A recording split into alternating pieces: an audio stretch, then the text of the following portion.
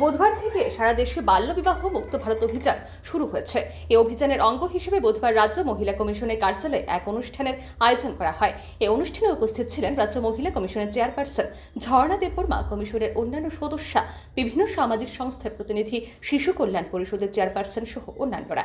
এই অনুষ্ঠানে বাল্যবিবাহ মুক্ত ভারত করার জন্য উপস্থিত সকলে শপথ বাক্য পাঠ করেন। এই অনুষ্ঠান প্রসঙ্গে রাজ্য মহিলা কমিশনের চেয়ারপারসন ঝর্ণা দেববর্মা বলেন, বাল্যবিবাহ আমাদের সামাজিক জীবনের একটি অন্যতম অভিশাপ।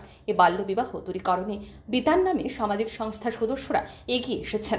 এখন থেকে প্রতি বছর কেন্দ্রীয় মহিলা ও শিশু উন্নয়ন দপ্তরের নির্দেশ মতো এই কার্যক্রম গ্রহণ করা হবে।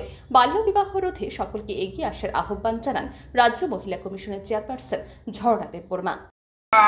গতকালই আমাদের কাছে একটা মেসেজ আসে যে আজকের এই দিনটি, সেই 27 নভেম্বর 2024, এই দিনটিকে বিশেষ করে একটা খুব গুরুত্বপূর্ণ দিন হিসেবে লঞ্চ হতে চলছে, যে বাল বিবাহ মুক্ত ভারত যে ক্যাম্পেইনিং। এই দিনটিতে আজকে আমাদের ministry of women and child department যে আছে, ওনারা আজকের এই দিনটি বিশেষভাবে উদযাপন করছেন এবং দিল্লিতে সেটার উপরে অনেক কার্যক্রম চলছে।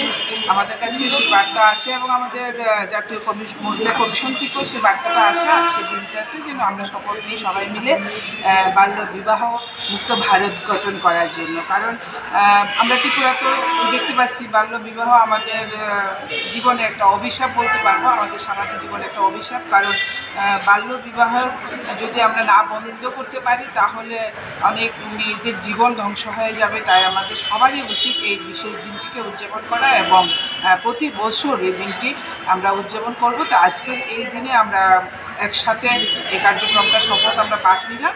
উল্লেখ্য, বুধবার দিল্লির বিজ্ঞান ভবনে বাল্যবিবাহ মুক্ত ভারত প্রচার অভিযানে কেন্দ্রীয় অনুষ্ঠান অনুষ্ঠিত হয়। এই অনুষ্ঠানে উপস্থিত ছিলেন কেন্দ্রীয় মহিলা ও শিশু উন্নয়ন মন্ত্রী অন্নপূর্ণা দেবী। তিনি এই প্রচার অভিযানের সূচনা করেন।